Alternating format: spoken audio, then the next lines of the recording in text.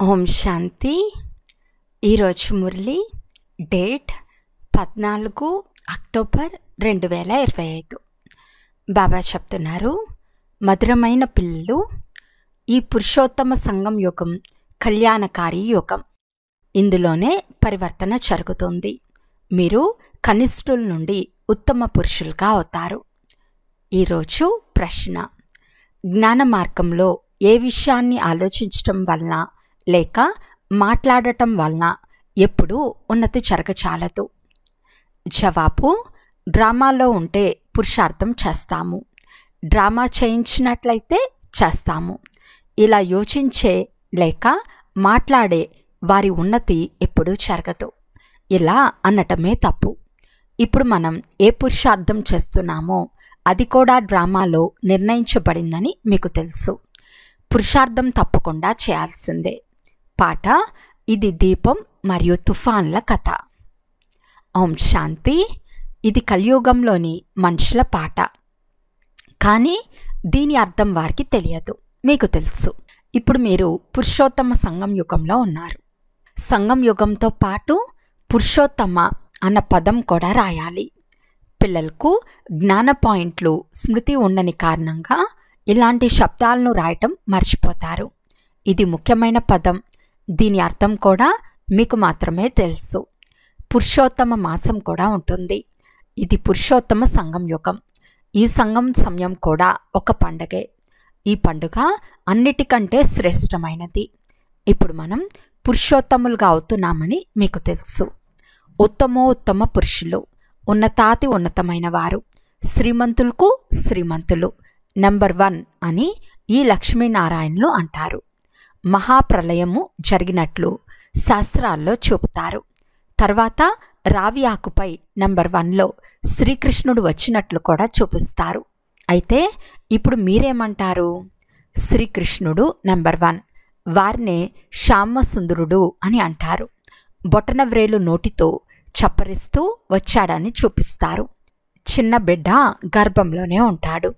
మొట్టమొదట జ్ఞానసాగర్ నుండి వెలువడిన ఉత్తమ పురుషుడు శ్రీకృష్ణుడు. జ్ఞానసాగర్ని ద్వారా స్వర్గస్థాపన జరుగుతుంది. అందులో నంబర్ 1 పురుషోత్తముడు ఈ శ్రీకృష్ణుడు. వీరు జ్ఞానసాగరుడు, నీటి సాగరం కాదు. ప్రళయం కూడా జరగదు. కొందరు కొత్త పిల్లలు వస్తారు కనుక బాబా పాత పాయింట్లను మరలా పునరావృతం చేయవలసి ఉంటుంది. సత్య, త్రేత, ద్వాపర, కలియుగం అనేవి 4 యుగాలు.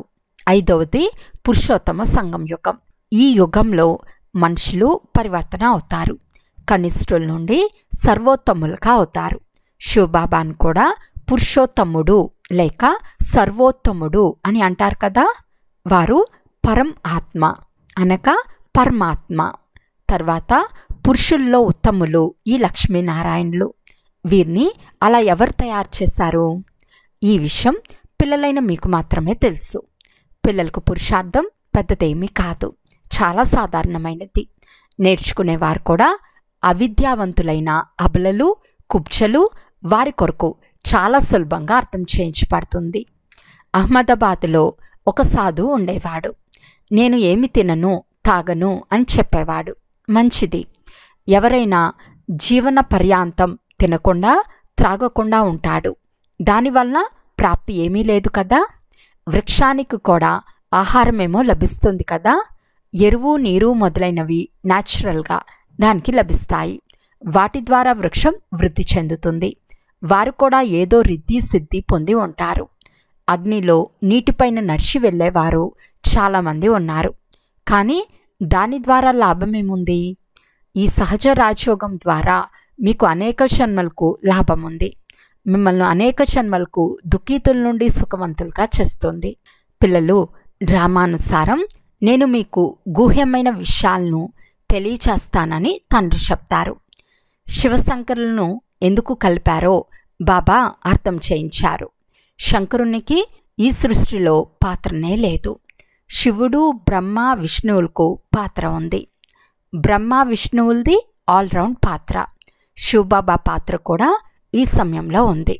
వారు వచ్చి జ్ఞానాన్ని ఇస్తారు. తర్వాత నిర్వాణ ధామానికి వెళ్ళిపోతారు. పిల్లలకు ఆస్తినిచ్చువారు వానప్రస్థానికి వెళ్ళిపోతారు.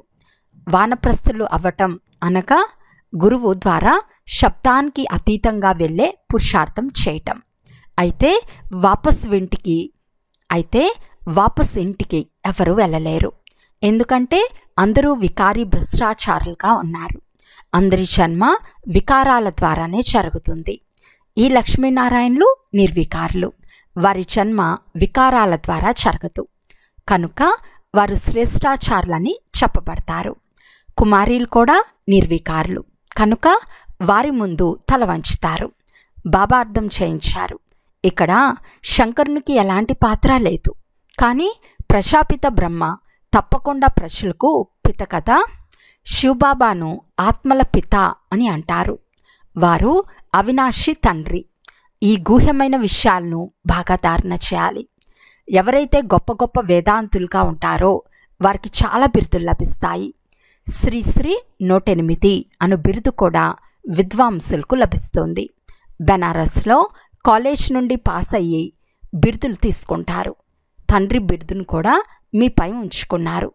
తండ్రిని శ్రీ 108 జగద్గురువు అని అంటారని వారికి అర్థం చేయించేందుకు బాబా గుప్తా గారిని బెనారస్కు పంపించారు. 108 మాల ఉంటుంది. అష్టరత్నాలు గాయనం చేపట్టారు. వారు గౌరవపూర్వకంగా ఉత్తీర్ణులైనందున వారి మాలను చెప్పిస్తారు. వారికంటే 108 మందికి తక్కువ పూజ జరుగుతుంది. యజ్ఞాన్ని రచించినప్పుడు కొందరు 1000 శాలిగ్రామాలను తయారు చేస్తారు. కొందరు 10,000, కొందరు 50,000, కొందరు 1,00,000 కూడా తయారు చేస్తారు. మట్టితో తయారు చేసి యజ్ఞాన్ని రచిస్తారు. పట్నం చాలా మంచిగా పెద్దగా ఉంటే 1,00,000 శాలిగ్రామాలు తయారు చేస్తారు. 16,108 పెద్ద మాల కూడా ఉంది.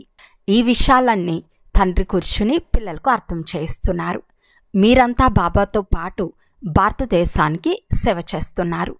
తండ్రి పూజ జరిగినప్పుడు పిల్లల పూజ కూడా జరగాలి.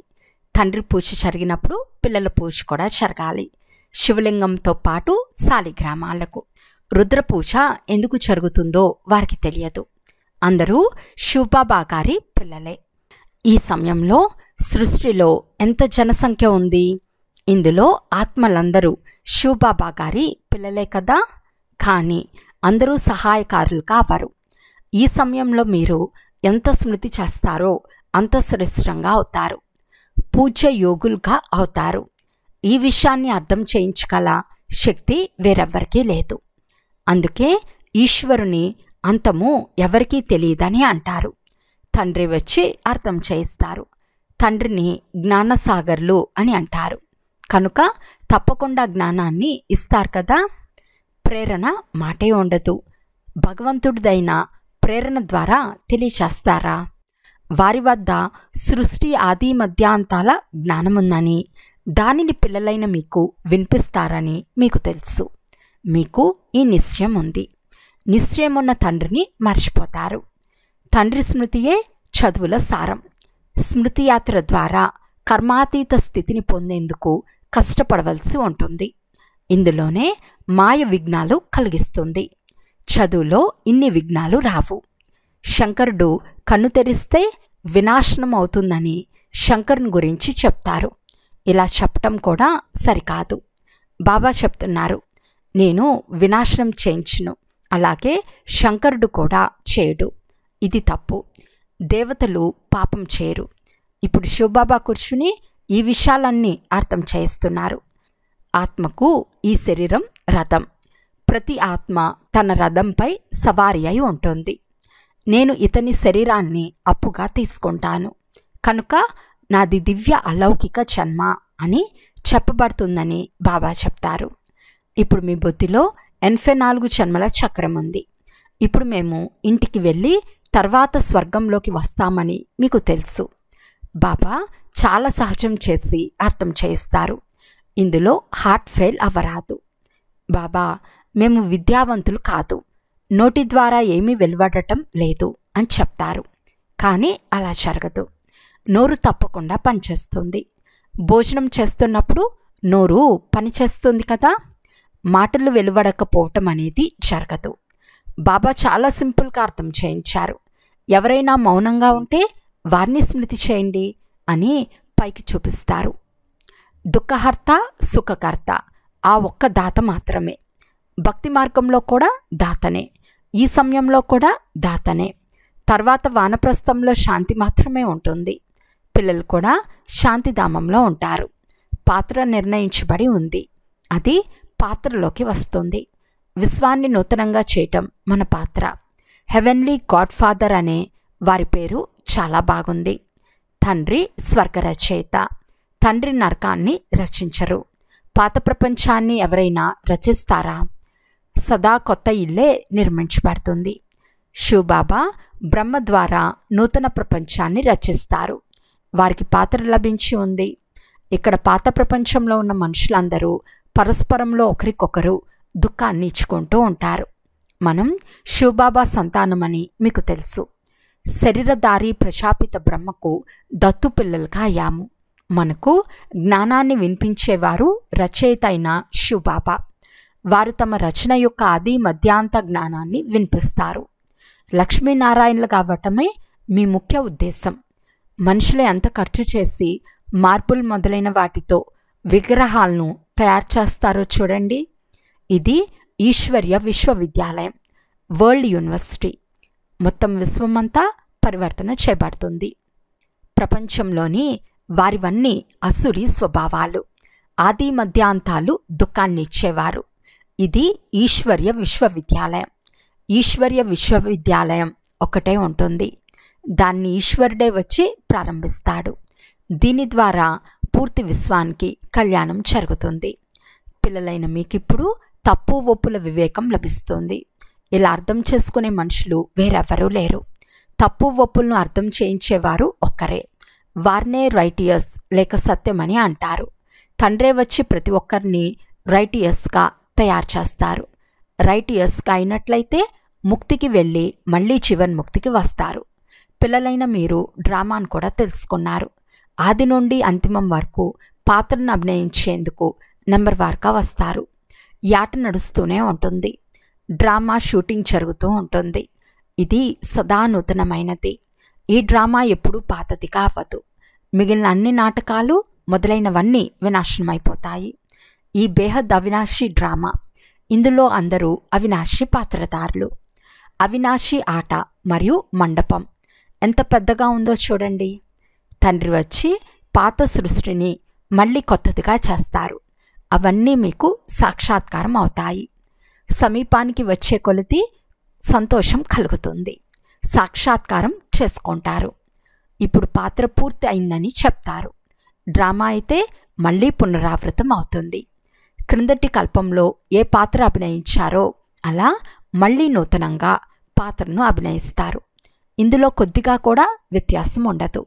కనుక సాధ్యమైనంత వరకు పిల్లలైన మీరు ఉన్నత పదవిని పొందాలి. అందుకు పురుషార్థం చేయాలి. తికమక చెందరాదు. డ్రామా ఏం చేయించాలో అది చేయిస్తుందని అనటం కూడా తప్పే. మనం పురుషార్థం తప్పకుండా చేయాల్సిందే. అచ్చా, ఇప్పుడు మాతేశ్వరి గారి అమూల్యమైన మహావాక్యాలను విన్నాము. ముక్తి మరియు మోక్షం.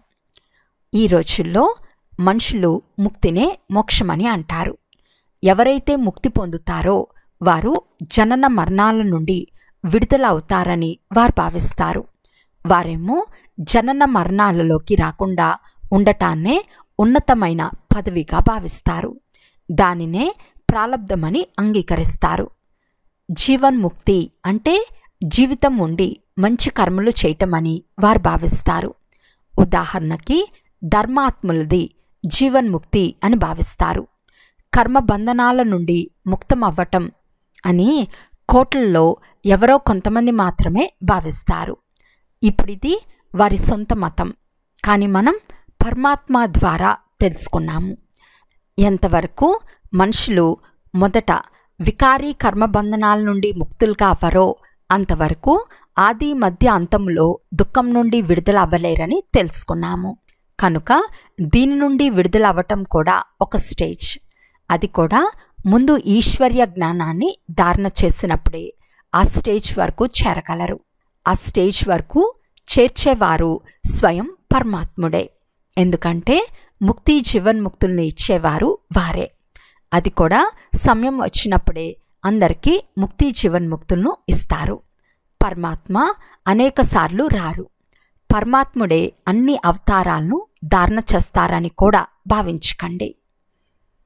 అచ్చా, మధురాతి మధురమైన అపురూపమైన పిల్లలకు మాతాపిత బాప్దాదాల ప్రియ స్మృతులు మరియు గుడ్ మార్నింగ్. ఆత్మిక పిల్లలకు ఆత్మిక తండ్రి నమస్తే. ఆత్మిక తండ్రికి ఆత్మిక పిల్లల యొక్క ప్రియ స్మృతులు మరియు నమస్తే నమస్తే నమస్తే. ధారణ కొరకు ముఖ్య సారము. ఫస్ట్ పాయింట్, చదువులోని సారాన్ని బుద్ధిలో ఉంచుకుని స్మృతి యాత్ర ద్వారా కర్మాతీత స్థితిని పొందాలి. ఉన్నతులుగా పూజనీయులుగా అయ్యేందుకు తండ్రి పూర్తి సహాయకారులుగా అవ్వాలి. సత్యమైన తండ్రి ద్వారా తప్పు ఒప్పుల వివేకం లభించింది. దీని ద్వారా రైటియస్గా అంటే సత్యంగా తయారయ్యి జీవన బంధనం నుండి ముక్తులుగా అవ్వాలి. ముక్తి జీవన్ముక్తుల వారసత్వం తీసుకోవాలి. వరదానము: పరస్పరం స్నేహాన్ని ఇచ్చిపుచ్చుకునుట ద్వారా సర్వులను సహయోగులుగా చేసుకునే సఫలతా మూరత్ భవ. ఇప్పుడు జ్ఞానాన్ని ఇచ్చిపుచ్చుకునే స్టేజ్ని దాటుకున్నారు. ఇప్పుడు స్నేహాన్ని ఇచ్చిపుచ్చుకోండి. ఎవరు మీ ముందుకు వచ్చినా, సంబంధంలోకి వచ్చినా స్నేహాన్ని ఇవ్వాలి మరియు తీసుకోవాలి. వీరినే సర్వుల స్నేహిలు మరియు ప్రియమైన వారని అంటారు. జ్ఞానదానం అజ్ఞానులకు ఇవ్వాలి. కానీ బ్రాహ్మణ పరివారంలో ఈ దానం యొక్క మహాదానులుగా అవ్వండి. సంకల్పంలో కూడా ఎవరి పట్ల అయినా స్నేహం తప్ప వేరే ఏది ఉత్పన్నం అవ్వరాదు. ఎప్పుడైతే అందరి పట్ల స్నేహం ఉంటుందో అప్పుడు స్నేహానికి బదులు సహయోగం లభిస్తుంది మరియు సహయోగానికి ఫలితంగా సఫలత ప్రాప్తిస్తుంది. స్లోగన్: ఒక్క సెకండ్లో వ్యర్థ సంకల్పాలకు ఫుల్ స్టాప్ పెట్టండి. ఇదే తీవ్ర పురుషార్థం. అవ్యక్త సూచన: స్వయం మరియు సర్వుల పట్ల మనస్సు ద్వారా యోగం యొక్క శక్తులను ప్రయోగించండి. మనసా సేవ అనగా బేహద్ సేవ. ఎంతగా మీరు మనస్సు ద్వారా వాచ ద్వారా స్వయం శాంపుల్గా అవుతారో అంత శాంపుల్ను చూసి స్వతహాగానే ఆకర్షితమవుతారు. కేవలం దృఢ సంకల్పం ఉంచుకుంటే సహజంగా సేవ జరుగుతూ ఉంటుంది. ఒకవేళ వాచ కొరకు సమయం లేకుంటే వృత్తి ద్వారా మనసా సేవ ద్వారా పరివర్తన చేసుకునేందుకు సమయం ఉంది కదా. ఇప్పుడు సేవ కొరకు తప్ప ఇక దేనిలోనూ సమయాన్ని పోగొట్టుకోరాదు. నిరంతర యోగులుగా, నిరంతర సేవాదారులుగా అవ్వండి. ఒకవేళ మనసా సేవ చేయటం రాకుంటే మీ సంపర్కం ద్వారా, మీ నడవడిక ద్వారా కూడా సేవ చేయవచ్చు. అచ్చా, ఓం శాంతి.